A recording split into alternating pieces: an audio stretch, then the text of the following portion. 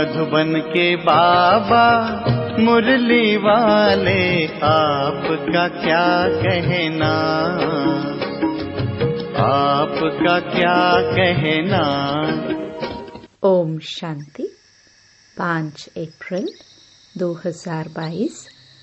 बाबा के महावाक्य। मीठे बच्चे, बाप, टीचर और सतगुरु तीनों ही परम प्रिय हैं। तीनों ही एक है तो याद करना भी सहज होना चाहिए। प्रश्न: इस कलयुग में सदा जवान कौन रहता है और कैसे? उत्तर: यहाँ रावण विकार सदा जवान रहता है। मनुष्य भल बूढ़ा हो जाए, लेकिन उसमें जो विकार है, क्रोध है, वह कभी बूढ़ा नहीं होता। वह सदा जवान रहता है। मरने तक भी विकार की आश बनी रहती है।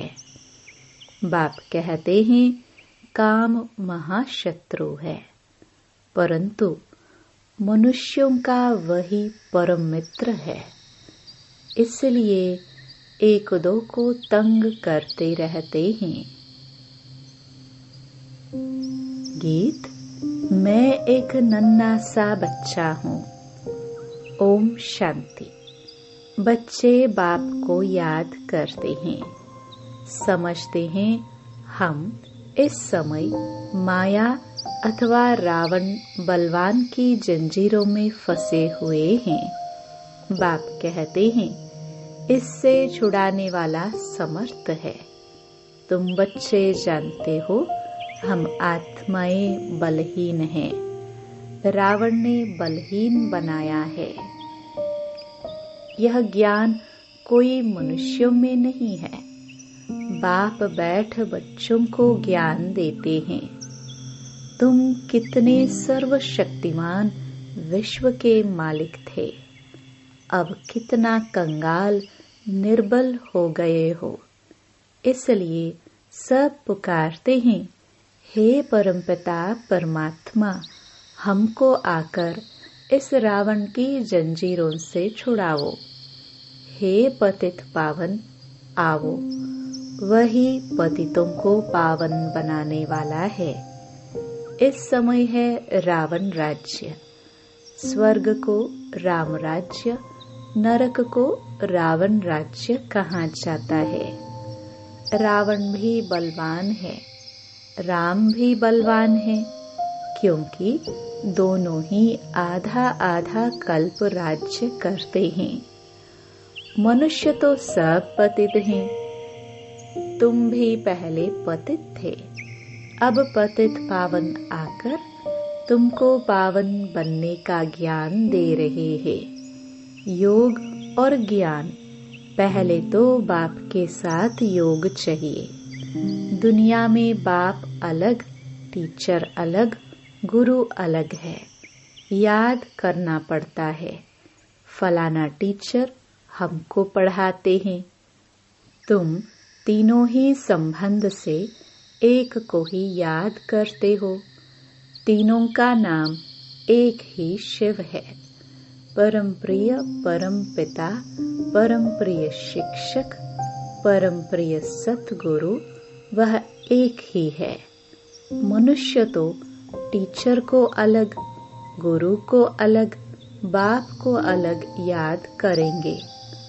उन्हों का नाम रूप अलग अलग है। यहाँ तीनों का नाम रूप एक ही बुद्धि में आता है। रूप निराकार है, नाम शिव है। बुद्धि में एक ही याद आता है। शिव बाबा कहते हैं, मैं आता हूँ तुम बच्चों को इस मृत्यु लोक से ले जाने, जिसके आसार भी देख रहे हैं।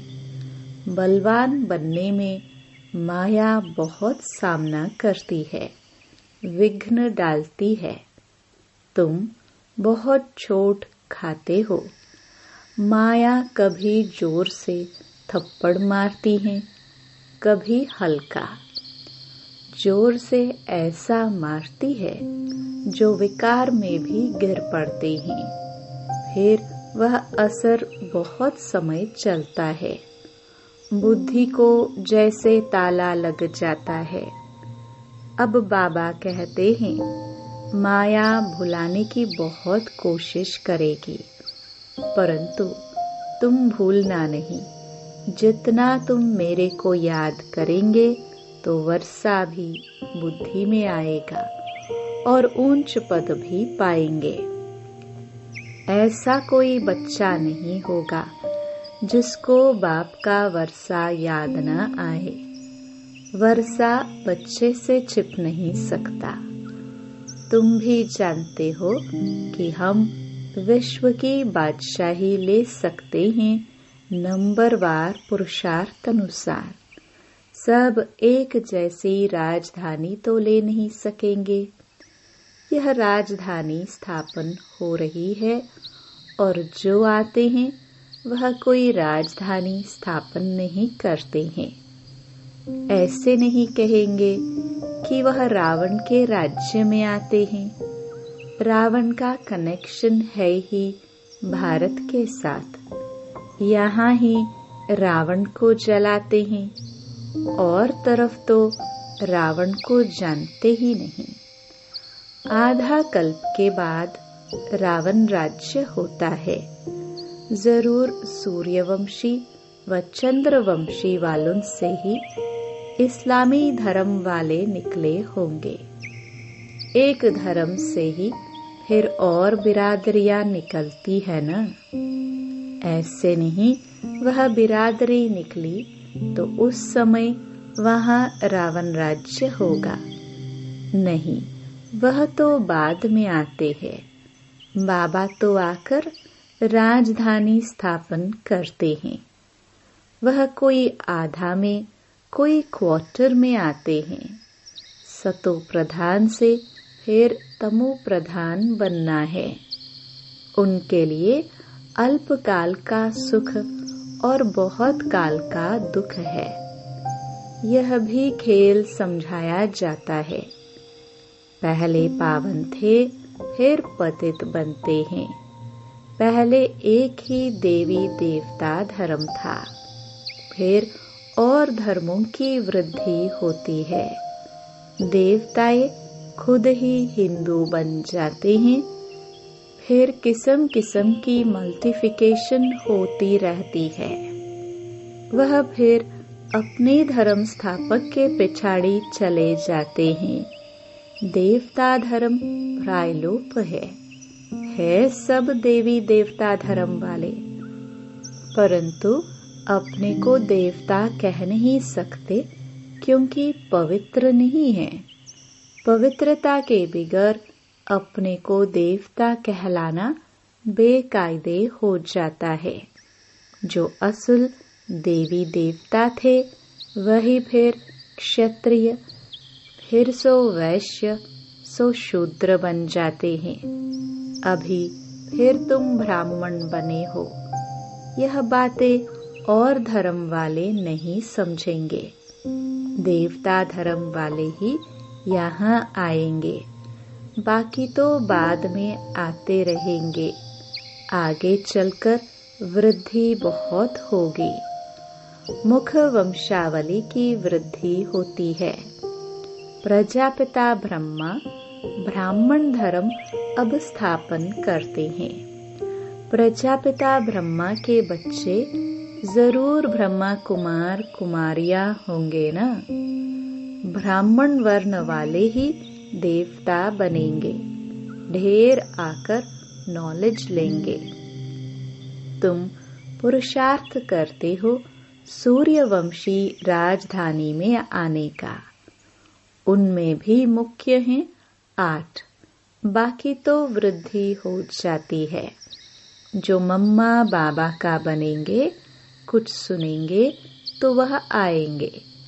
प्रदर्शनी में ढेर आते हैं। उनसे कोई निकलते हैं जो अच्छी रीति पुरुषार्थ करते हैं। पहले पहले बाप का परिचय जरूर होना चाहिए। फिर करके कोई लिंग रूप कहते व ज्योति स्वरूप कहते। बाप समझने से ब्रह्म जो महातत्व है उनको फिर भगवान नहीं कह सकते। परमपिता परमात्मा तो नॉलेजफुल है, ब्रह्म नॉलेजफुल थोड़े ही है। तुम पूछते हो तो आत्मा का रूप क्या है, तो लिंग कह देते हैं, क्योंकि लिंग रूप की ही पूजा होती है। स्टार की पूजा तो कहाँ है नहीं। न जानने के कारण फिर कुछ न कुछ बना देते हैं। ठिक्कर भित्तर सब में भगवान कह देते हैं। बाप समझाते हैं, आत्मा तो स्टार है। आत्माओं का इकट्ठा झुंड भी देख सकते हैं। जब सभी आत्माएं वापस जाएंगी तो बड़ा झुंड होगा ना। उनको कहा जाता है सूक्ष्म से भी सूक्ष्म। साक्षात्कार से कोई कुछ समझ ना सके। समझो किसको शिव का अथवा ब्रह्मा विष्णु शंकर का साक्षात्कार भी हो, परंतु फायदा कुछ नहीं। यहाँ तो सृष्टि के आदि मध्य अंत को जानना होता है। यह पढ़ाई है। परमात्मा भी एक स्टार है। इतनी छोटी चीज की देखो कितनी महिमा है। ज्ञान का सागर, प्रेम का सागर, सुख का सागर वही सारा काम करते हैं। इसको कहा जाता है अति गुह्य बातें हैं। बाप कहने से बुद्धि में आना चाहिए कि जरूर स्वर्ग का रचयिता है। कहते भी हैं जरूर भगवान कहाँ न कहाँ आया हुआ है। अगर गीता का भगवान श्री कृष्ण होता तो वह देहधारी तो छिप न सके। यह तो बिल्कुल ही गुह्य बातें हैं। कभी सुना ही नहीं है कि परमपिता परमात्मा क्या चीज है, आत्मा क्या चीज है। सिर्फ कह देते हैं भ्रकटी के बीच चमकता है अजब सितारा। फिर उनको परमपिता परमात्मा कह देते हैं। अब आत्मा और परमात्मा के रूप में फर्क तो कुछ भी नहीं पड़ता है। क्या परमात्मा कोई भारी चीज है व बड़ी रोशनी है? नहीं, वह तो सिर्फ नॉलेजफुल है। गति सद्गति के लिए ज्ञान देते हैं, तो ज्ञान का सागर है। वह ज्ञान का सागर परमपिता परमात्मा को कहेंगे व रावण मत पर चलने वाले मनुष्यों को। बाप कहते हैं मैं अथॉरिटी हूँ। बाकी यह सब भक्ति मार्ग की सामग्री है। ब्रह्मा के हाथ में शास्त्र दिखाते हैं, परंतु उनको यह मालूम ही नहीं कि ब्रह्मा कौन है। बाप कहते हैं मैंने आगे भी कहा है कि मैं साधारण बूढ़े तन में आता हूँ। इस नंदीगण से आकर नॉलेज सुनाता हूँ। मनुष्य भागीरथ भी दिखाते तो गौमुख भी दिखाते हैं। अब भागीरथ से भी गंगा, बैल से भी गंगा दिखाते हैं। राइट रॉन्ग क्या है समझ नहीं सकते। क्या बैल जानवर से गंगा निकली है? गौमुख दिखाते हैं तो गौ होनी चाहिए। नंदीगण को बैल दिखाते हैं। यह मेल तो बरोबर है, मनुष्य है। अगर गौ कहे वह भी माता तो है ना। इन बातों को मनुष्य बिल्कुल ही भूले हुए हैं। राइट कुछ भी बताते नहीं। ब्रह्मा द्वारा सूर्यवंशी राज्य की स्थापना हो रही है। यहाँ कोई राजाई तो है नहीं। यह बेहद का बाप बेहद का राज्य देते हैं। पढ़ाई से जो सूर्यवंशी चंद्रवंशी घराने के होंगे उनकी बुद्धि में यह बैठेगा। पहले यह निश्चय चाहिए कि शिव बाबा ही हमको साथ ले जाएगा। कोई और गुरु गोसाई की यह कहने की ताकत ही नहीं है। पतित पावन तो एक बाप ही है। उनको ही याद करते हैं कि आकर पावन बनाओ। नई सो पुरानी, पुरानी सो नई, यह तो होना ही है। परमपिता परमात्मा के सिवाय पावन दुनिया कोई बना न सके। बाप से ही सूर्यवंशी और चंद्रवंशी राजाई का वर्षा मिलता है। यहाँ तो कुछ भी राजाई है नहीं। यह बड़ी समझने की बातें हैं। मनुष्य समझते हैं शास्त्र सच्चे हैं क्योंकि भगवान ने बनाए हैं। उन्हों को यह पता ही नहीं कि भगवान ने मनुष्य के तन में आकर गीता सुनाई है। उस पर कृष्ण का नाम डाल दिया है। यह भूल जब बुद्धि से निकले। पहले शिव बाबा को जाने तब समझे कि वह स्वर्ग की स्थापना करते हैं। जानते नहीं तो लड़ते झगड़ते हैं। बाप कहेंगे तुम स्वर्ग में ऊंच पद पाने के लायक नहीं हो, दैवी गुण वाले नहीं हो। धारणा नहीं होती है तो विकार जरूर होंगे। भल कोई बूढ़े हैं, क्रोध तो उनमें भी बहुत है। क्रोध बूढ़ा नहीं होता है। आजकल बूढ़े भी विकार में जाते हैं। बाबा कहते हैं काम महाशत्रु है, मनुष्यों के लिए फिर मित्र है।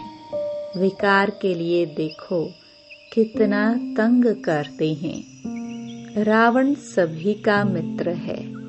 विष की पैदाइश है ना। विष की पैदाइश माना रावण की पैदाइश। मनुष्य जानते ही नहीं। बाप की श्रीमत पर चले तब सपूत कहलाए। विकर्म करते हैं तो झट सावधानी दी जाती है। बहुतों में बहुत कुछ आदतें रहती हैं। झूठ बोलने की, चोरी करने की, मांगने की। बाप कहते हैं मैं तो दाता हूँ, तुम कोई से मांगते क्यों हो। जिसको इंश्योर करना होगा वह आपे ही करेंगे। कभी भी मांगो नहीं। आज बाबा का जन्मदिन है, कुछ तो भेजे। ऐसे मांगो नहीं। समझाना है, इंश्योरेंस करना है तो भल करो। भक्ति मार्ग में मनुष्य अपने को इंश्योर करते हैं ईश्वर के पास, जिसको दान कहा जाता है। उसका फल भी बाप देते हैं। वह है हद का इंश्योरेंस, यह है बेहद का। भक्ति मार्ग में कहते आए हैं परमपिता परमात्मा ने यह भक्ति का फल दिया है। साहूकार होगा तो कहेगा यह पास्ट कर्मों का फल मिला है। कोई गरीब है क्योंकि इंश्योरेंस नहीं किया है, इसलिए धन नहीं मिलता। बाप कहते हैं मेरे पास ही सब इंश्योर करते हैं। कहते हैं यह भगवान ने दिया है। भक्ति मार्ग में तुम इंश्योर करते हो हद का। अब डायरेक्ट बेहद का इंश्योरेंस करते हो। मात पिता ने देखो इंश्योरेंस किया है तो कितना रिटर्न में देते हैं। कन्या के पास तो पैसा होता नहीं, वह फिर इस सर्विस में लग जाए तो सबसे ऊंचा जा सकती है। मम्मा ने कुछ भी इंश्योर नहीं किया। हाँ, शरीर इस सर्विस में दे दिया तो कितना ऊंच पद पाती है। आत्मा जानती है मैं इस शरीर से बेहद के बाप की सेवा कर रही हूँ। जगदम्बा का कितना बड़ा मर्तबा है। जगदम्बा ज्ञान ज्ञानेश्वरी, फिर वही राज राजेश्वरी बनते हैं। यह सब कुछ तुम ही जानते हो। अच्छा, मीठे मीठे सिखिलदे बच्चों प्रति माता पिता बाप दादा का याद प्यार और गुड मॉर्निंग। रूहानी बाप के रूहानी बच्चों को नमस्ते। धारणा के लिए मुख्य सार। पहला, सपूत बनने के लिए बाप की श्रीमत पर चलना है। जो भी बुरी आदतें हैं, मांगने की, चोरी करने की व झूठ बोलने की, वह निकाल देनी है। दूसरा, अपना सब कुछ बाप के पास इंश्योर करना है। शरीर भी ईश्वरीय सेवा में लगाना है। माया की प्रवेशता किसी भी कारण से न हो जाए, इसमें सावधान रहना है। वरदान, सदा हर कर्म में रूहानी नशे का अनुभव करने और कराने वाले खुश नसीब भव। संगम युग पर आप बच्चे सबसे अधिक खुश नसीब हो, क्योंकि स्वयं भगवान ने आपको पसंद कर लिया, बेहद के मालिक बन गए। भगवान की डिक्शनरी में हु इज हु में आपका नाम है। बेहद का बाप मिला, बेहद का राज्य भाग्य मिला, बेहद का खजाना मिला। यही नशा सदा रहे तो अतीन्द्रिय सुख का अनुभव होता रहेगा। यह है बेहद का रूहानी नशा। इसका अनुभव करते और कराते रहो, तब कहेंगे खुश नसीब। स्लोगन। साधनों को सेवा के प्रति यूज करो, आराम पसंद बनने के लिए नहीं। ओम शांति।